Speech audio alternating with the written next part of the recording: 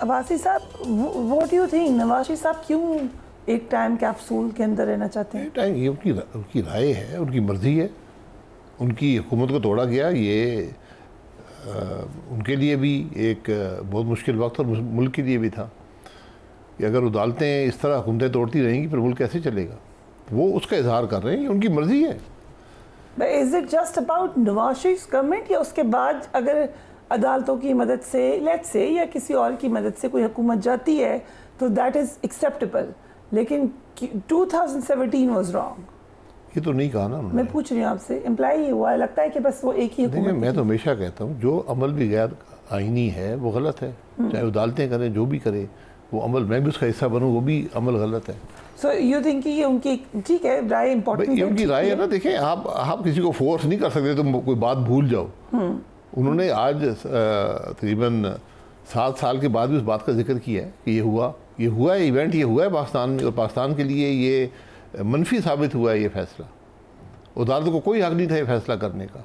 Right. सो नून league ने पंजाब में फ़ी unit 14 रुपये रिलीफ का ऐलान किया है। सो एक तो ये क्रिटिसिज्म है कि आप अगर रिलीफ आए तो पूरे पाकिस्तान में आए, इस पर ज़रूर कमेंट करें। एंड देन IMF की शराइत के अंदर ये एप्लीकेबल है? देखिए, मैं गुजारिश ये करूँ कि हमने तकरीबन 2 महीने पहले कहा था कि आपने बिजली के मामले में रिलीफ देने की ज़रूरत है, क्योंकि ये सिर्फ एक मुआशी मसला नहीं रहा, ये एक ह्यूमन राइट्स का इशू बन गया है। ठीक कि आज लोगों के पास ये चॉइस है कि या बिजली का बिल दें या खाना खाएं या बच्चों की फ़ीस अदा करें। तो ये एक मामूली सिर्फ मुआशी इन्फ्लेशन का इशू नहीं है। तो उसमें एक ही तरीका था कि आप अपने एक्सपेंडिचर से पैसे निकाल कर कुछ ये जो 3-4 महीने मुश्किल हैं इसके लिए रिलीफ देते। तो उसमें ये काम अगर सारी हुकूमतें मिलकर करती हैं तो इसका इम्पैक्ट बेहतर होता। बहरहाल जो हमने पढ़ा है कि पंजाब हुकूमत ने कहा जी हम पैसे देंगे, तो बाकी सूबे भी दे सकते हैं वो भी अपने पैसों से, कि पैसे तो सूबों के पास हैं। वफाक तो या तो डेवलपमेंट से पैसे काटेगा या अपने खर्चे से काटेगा, दोनों वो करने की उनकी सोच नहीं आई उस तरफ। तो उन्होंने यहाँ से पंजाब हुकूमत ने अपने बजट से पैसे दिए क्योंकि सूबों के पास पैसे हैं, तो उससे यकीनन एक पॉजिटिव इम्पैक्ट आएगा। लेकिन ये मुस्तकिल हाल नहीं, can be a provincial thing, कोई फ़र्क नहीं पड़ता। IMF को जस्टिफाई कर सकते हैं हम इसको? नहीं, IMF को अगर आप अपने एक्सपेंडिचर से निकाल रहे हैं पैसे तो IMF ज़रूर पूछेगा कि इसके पीछे क्या आपकी सोच है। लेकिन मेरा ख्याल है उनको कोई मसला नहीं होना चाहिए, क्योंकि बजट तो जो है उस पर आप एक्सीड नहीं कर रहे। राइट। सो क्योंकि आपकी अब जमात काफ़ी हद तक शेप अप होना शुरू हो गई है, तश्कील हो चुकी है इसकी, लेकिन एक तनकीद होती है कि अभी it needs a very long way to go, अवाम शायद इसमें नहीं है अभी। ये तनकीद नहीं है, हकीकत है। ये आपको मेहनत करनी पड़ती है। जमात एक दिन में नहीं बनती। वो जमातें जो एक दिन वाली होती हैं वो एक दिन वाली होती हैं, ठीक है, वो एक दिन ही रहती हैं। सो डू यू थिंक कि कुछ स्ट्रॉन्ग कॉन्स्टिट्यूएंसीज आ रही हैं? जी बिल्कुल, इंशाल्लाह हम पार्टी को ग्रो करेंगे हर ज़िले में, हर हल्के में, और एक इंशाल्लाह पॉलिटिकल फोर्स। कैसे? अभी तो ना कोई बड़ा जलसा हो रहा है, ना कोई बड़ी कोई व्हाट इज योर जलसे होते हैं जब जमात ज़िले में मजबूत होती है, हल्के में मजबूत होती है, आपके पास इलेक्टेबल्स आते हैं, ये सब चीज़ें वहाँ पर होती हैं। एक इस्तेकाम ये पहले दिन वो जमातें जलसे करती हैं जो बनी बनाई आती हैं, जो जमात आपने ग्रो करनी होती है। जैसे अब TV चैनल शुरू करते हैं तो पहले दिन ही तो 50 प्रोग्राम्स नहीं होते ना, आप 10 से शुरू करते हैं, फिर 12 होते हैं, 15 होते हैं। तो इस तरह पार्टी भी ग्रो करती है। नहीं, लेकिन एक ऑर्गेनिक ग्रोथ होनी चाहिए। एक ओपनिंग तो होती है, सारे एंकर्स बैठ जाते हैं, सब बताते हैं कि हम ये शो करने जा रहे हैं, हम ये शो करने जा रहे हैं, दिस इज़ अ प्लान जी, कहा तो जाता है। हम भी बैठे हैं, हमने वहाँ पर पार्टी लॉन्च की है, हमने बताया है हम क्यों ये जमात बन रही है, इसका क्या। जी, जमात हमेशा वक्त लगता है, ये कोई एक दिन की बात नहीं है, एक महीने है। But you consider yourself opposition, right? जी बिल्कुल। बट जो ग्रैंड ऑपोजिशन अलायंस बनाने की कोशिश हो रही है, दुरानी साहब ने घर पे बैठक की, at some point you think you can be a part of this? देखिए, अगर उसका कोई वाज़ेह मकसद हो और वो अपोजिशन एक रिलायबल अपोजिशन हो, वरना माजी में तो ये देखा गया कि अपोजिशन कुछ अपना मुफाद हासिल करके आगे पीछे हो जाती हैं। तो अगर मकसद हो, वाज़ेह हो, तो यकीनन हम उसका हिस्सा बन सकते हैं। हम आज भी इश्यूज़ पर अपोजिशन तो हम ही कर रहे हैं, बाकी तो कोई, वो तो गाली गलोच की सियासत है। बजट इकॉनमी है, बजट है, आइन है, यही बातें हैं। कौमी हुकूमत बनाने की बातें हुई, एक लंबे अरसे तक एक ऐसा सेटअप लाया जाए, 10 साल टू बी प्रिसाइज, जो कि सर झुका के बस काम करे। Do you think it's possible? Possible तो अलग बात है, इसके पीछे पॉलिटिकल बैकिंग ज़रूरी है। ये कंसेंसस से आएगा तो चलेगा, और ये आज इसकी ज़रूरत भी है कि आप कंसेंसस से, पॉलिटिकल पार्टीज़, जुडिशरी की बैकिंग भी हो, आइन की आप खिलाफवर्जी भी ना करें, और मुल्क को आगे लेकर जाए। फौज भी इसका हिस्सा हो, तरमीम हो आइन में तरमीम भी आप कर सकते हैं। आपको जुडिशरी एक सैंक्शन भी दे सकती है, क्योंकि आपके मुल्क के हालात बहुत गैर मामूली हो गए। लाइक इंटरिम सेटअप आए और उसको एक्सटेंशन मिल जाए। इंटरिम सेटअप नहीं, जो भी इंटरिम, ये पॉलिटिकल पार्टीज़ की मर्जी से, मेरी मर्जी का इंटरिम सेटअप ना हो। ठीक, पॉलिटिकल पार्टीज़ की मुकम्मल पार्टिसिपेशन के साथ एक एजेंडा बनाकर उसको इम्प्लीमेंट करने के लिए ये रास्ता है।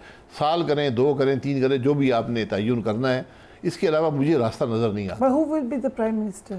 जिसको मर्जी बना दें, इट डजंट मैटर, उसका काम सिर्फ एजेंडा इम्प्लीमेंट करना है बस, जो कि पॉलिटिकल पार्टीज को बनाएंगी। उसमें सारे पार्टिसिपेशन हो, हर जमात बेहतर लोग दे, आप कैबिनेट बनाएं, एक एजेंडा प्री डिसाइडेड हो, पॉलिटिकल पार्टी की सुपरवाइजरी बॉडी बना लें जो एजेंडा को डिफाइन करे, और इसमें जुडिशरी को भी रखें और फौज को भी रखें।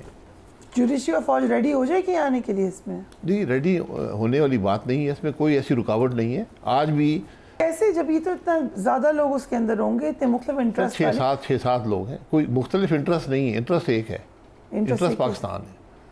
पाकिस्तान का इंटरेस्ट लेकर आए, बाकी अपनी कुर्सियां, अपने इदारे, अपने इंटरेस्ट पीछे छोड़कर आए, घर छोड़कर आए। जो 3 नाम दिए हैं सुहेल वलायत साहब ने इस सेटअप के लिए for prime minister, one of the names is yours, Shahid Khaqan Abbasi. मैं उनको बड़ा मशहूर हूँ, लेकिन मैं किसी गैर आईनी अमल का हिस्सा ना रहा हूँ, अभी तो हमने कहा उसको हम कर रहे हैं। आपने अगर ये रास्ता अपनाना है तो ये लेकिन ये पॉलिटिकल कंसेंसस के साथ और with the support of the judiciary and the establishment. Sheikh Rashid साहब कह रहे हैं कि लोग इंटरव्यू देना शुरू हो गए हैं सेटअप के लिए।